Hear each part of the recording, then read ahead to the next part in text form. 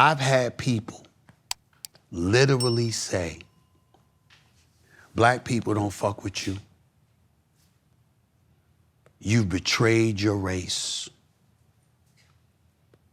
We don't want to fuck with you. Cam, those people can never come back in my life. I'm gonna look in that camera. They can go to hell. They can never come back. Because to know me, you know that cut deep. I almost lost my career because I look out. I cannot count the amount of times I've put my ass on the line for us. Think about it. The archives are there. Go back to the columns of the Philadelphia Inquirer. Go back to me on Fox Sports on the Best Damn Sports Show. Go back to me on ESPN and look at the shit that I've done and the issues that I've been willing to tackle and the sacrifices. I could have shut up and got paid. Remember, everybody want to look at this contract. That contract was signed in 2025. I've been in the business since 1993. I've been repeatedly underpaid. Repeatedly, I had challenges. I got fired, dog. Fired. People look at me and they say, "Oh, he tight with the damn Sean Hannity." Sean Hannity and I being tight ain't got nothing to do with politics. It got everything to do with the fact that when everybody else had turned their back on me, that motherfucker went to war. And it's like, no, that's my man. He ain't that person. What you talk about? Talk about the industry. You understand? Now, you got a lot of people that I said up there, and, oh, Stephen A. Black people? Yeah. Stephen A. Damn, it's fucked up. What happened to you? Oh, that's bad. They got their own platforms, and when it's time for them to speak up, it's crickets. But, see, cats get brave now that it's popular, but I was doing it when it wasn't popular. And it's like the whole Colin Kaepernick thing. People was giving me hits for that. Let's go back to that for a second, because I'm just using this as nuggets of examples to highlight that.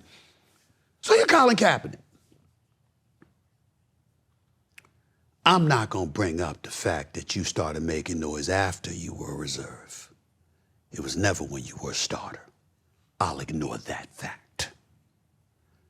What I'll do instead is say, hey, you're reserve, playing behind Blaine Gabbert. You remember him. Came in again. Okay, yeah, okay. Remember that? And you decide that you want to take a knee. Who the hell is going to refute or argue with that? You taking a knee on behalf of us? Police brutality going on in the streets of America? Thank you. But there's a caveat with all of that. This is National Football League. All of them owners ain't none of them black. It's a multi-billion-dollar conglomerate. And they gonna make sure you know they ain't comfortable with that. So now we got to have a decision. How important is your voice in terms of its utilization? Is it with you wearing an NFL uniform?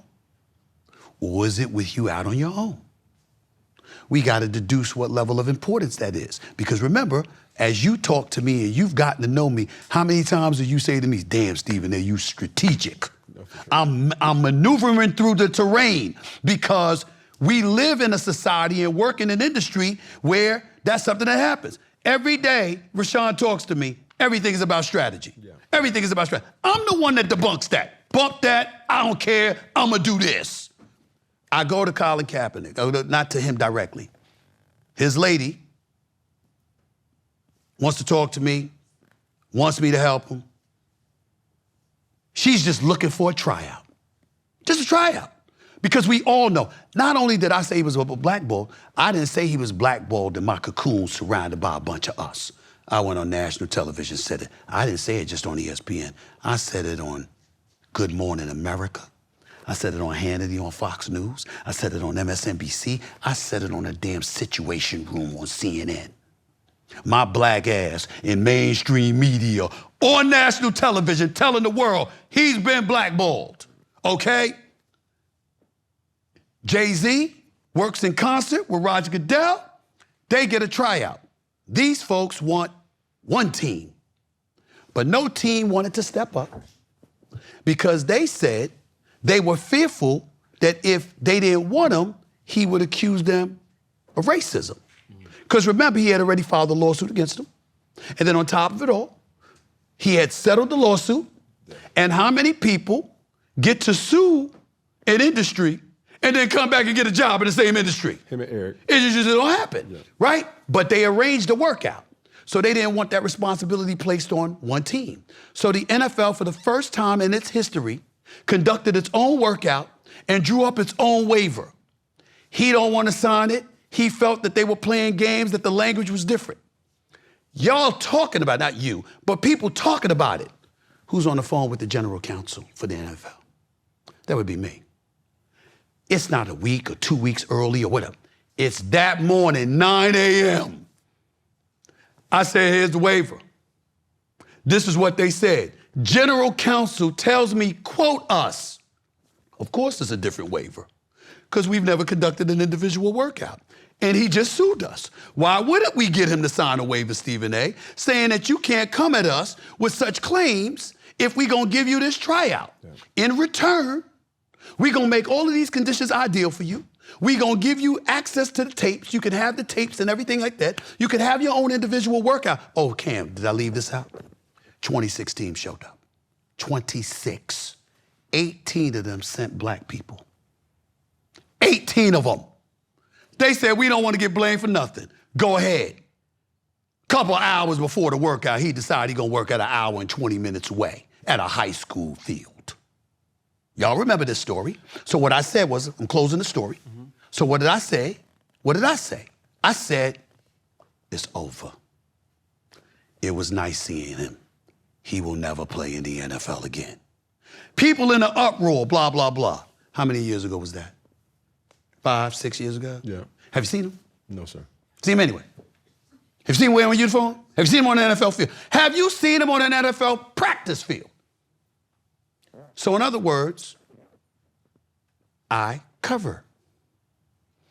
This is the information. You've been at ESPN. Mm-hmm. You've been in a television setting. How much access do I have to information? Yeah, a lot. How about whether it's the Adam Schefters, it's the Mel Kiper Jr.'s, it's the Shams Charania or whatever? You see these people roaming around? Yes, sir. So if I don't get the information myself, do I not have access to the people who do? Yeah. I'm telling people. And folks want to sit up there and look at me like, the messenger needs to be killed. I'm like, no. You can say that if it's you because you're doing this voluntarily. That's my job. But the last thing because sure. we got a lot to cover okay. in a short span, and I want to be respectful of your time. It ain't short. Don't worry about my time. I'm here. Say less. Ain't nobody going nowhere. I'm right. I'm Say here. less. The thing that I quote from Matt Barnes was the old Stephen A. Smith, if he were to know the new Stephen A. Smith, right. The old Stephen A. Smith would be disappointed. Cool. And what did I say? I said, that's bullshit. That's not true. The old Stephen A. Smith and the new Stephen A. Smith is the same Stephen A. Smith. I ain't changed. They changed. And the fact of the matter is that there's an expectation that's been levied on my shoulders. And I remember I had this argument with one of my boys. Don't come to me trying to put new expectations on me because I finally got the paper that validates the work that I've done for decades. I earned this shit.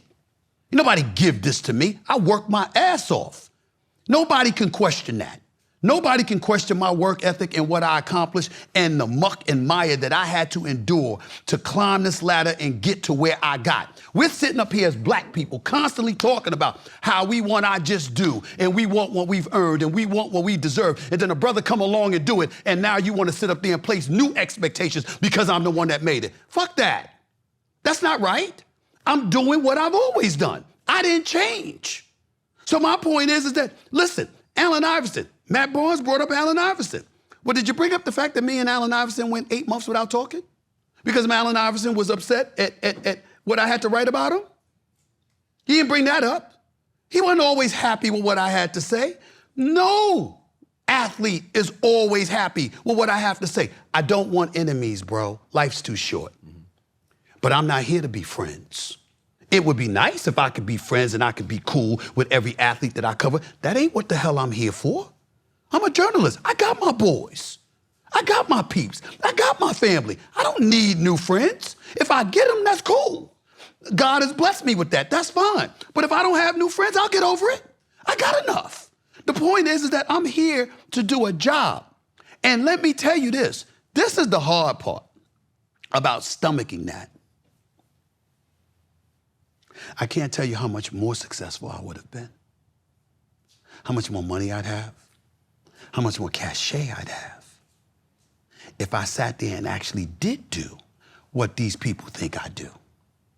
You know how many stories I've had killed? You know how many times I've been in a newsroom fighting to make sure they don't disseminate information out there about y'all as athletes? How many times have I said publicly, this is the thing that absolutely befuddles me. Where we come from, the streets of America, no matter where it is the hood, we know what it's like to starve. We know what it's like to struggle. We know what it's like to not be affluent and to be deprived of equitable circumstances that other people may have had the luxury of experiencing as a different race and stuff like that. Mm-hmm. We've talked about and lamented the fact that we see people in our own community that will kill folks for $500, for $1,000. We've gone through all of this stuff throughout our lives. How much money could I have made if I sold out? How much money could I make? What status would I have? I just got paid. What did I say? When Pat McAfee got his contract, nobody stood up and celebrated more than me, because I knew a precedent needed to be set in order for me to get mine. Had Pat McAfee not got his money, I wouldn't have got mine. It was him that enabled me to get it because I understood how the system worked. I understood. I still understand. And white folks get mad at me about this all the time. Oh, well, when a white folk catch a cold, black folks catch pneumonia. The system is rigged where it is always worse for us. I've been saying that for decades. Decades. I ain't been proven to be a liar yet. We don't get it first. So I knew, okay, this is how the game is played. This is the system. Let me do my thing. This is April. Knock on wood, it could be over tomorrow. First Take has been the #1 sports morning show for 14 consecutive years. It started when I arrived in April of 2012. We are now in April of 2026. When Skip brought me there, and he deserves a lot of credit because a lot of people that are black, that have had these platforms, Skip was the one that initiated that, not me. It was Skip. Skip deserves the credit for that. And I will always love him and appreciate him for that. But when he and I started, we catapulted to #1 in a month. And we've been there ever since.